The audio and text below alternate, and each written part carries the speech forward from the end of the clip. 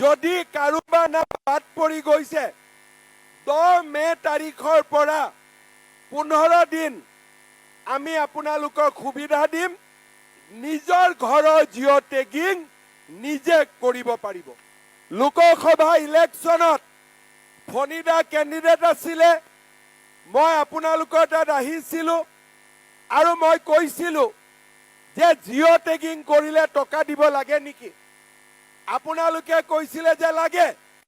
তেতিয়া মই কৈছিলোঁ যে এইবাৰ নিয়ম বদলাই দিম, এইবাৰ জিঅ' টেগিং সখী বাইদেউসকলে কৰিলে পইচা লৈছে নেকি?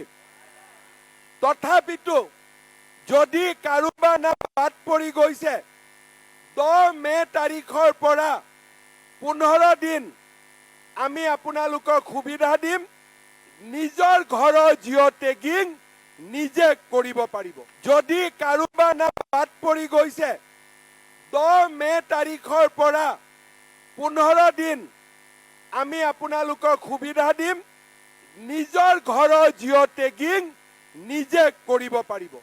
লোকসভা ইলেকশ্যনত ফণিদা কেণ্ডিডেট আছিলে, মই আপোনালোকৰ তাত আহিছিলোঁ আৰু মই কৈছিলোঁ যে জিঅ' টেগিং কৰিলে টকা দিব লাগে নেকি? আপোনালোকে কৈছিলে যে লাগে। তেতিয়া মই কৈছিলোঁ যে এইবাৰ নিয়ম বদলাই দিম, এইবাৰ জিঅ' টেগিং সখী বাইদেউসকলে কৰিলে পইচা লৈছে নেকি?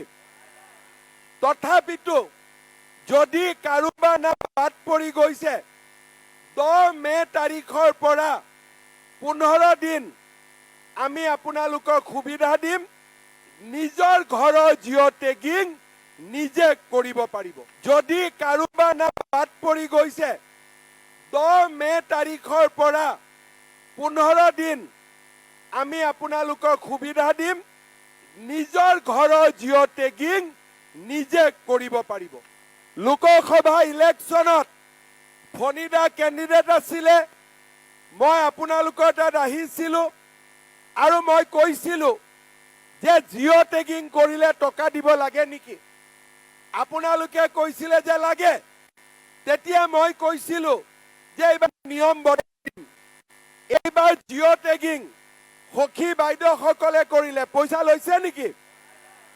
তথাপিতো যদি কাৰোবাৰ নাম বাদ পৰি গৈছে 10 মে তাৰিখৰ পৰা 15 দিন আমি আপোনালোকক সুবিধা দিম নিজৰ ঘৰৰ জিঅ' টেগিং নিজে কৰিব পাৰিব।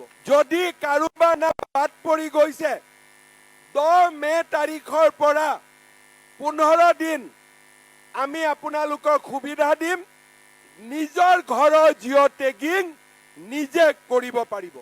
লোকসভা ইলেকশ্যনত ফণিদা কেণ্ডিডেট আছিলে, মই আপোনালোকৰ তাত আহিছিলোঁ আৰু মই কৈছিলোঁ যে জিঅ' টেগিং কৰিলে টকা দিব লাগে নেকি? আপোনালোকে কৈছিলে যে লাগে।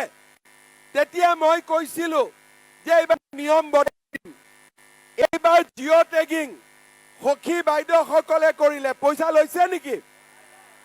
তথাপিতো যদি কাৰোবাৰ নাম বাদ পৰি গৈছে 10 মে তাৰিখৰ পৰা 15 দিন আমি আপোনালোকক সুবিধা দিম নিজৰ ঘৰৰ জিঅ' টেগিং নিজে কৰিব পাৰিব।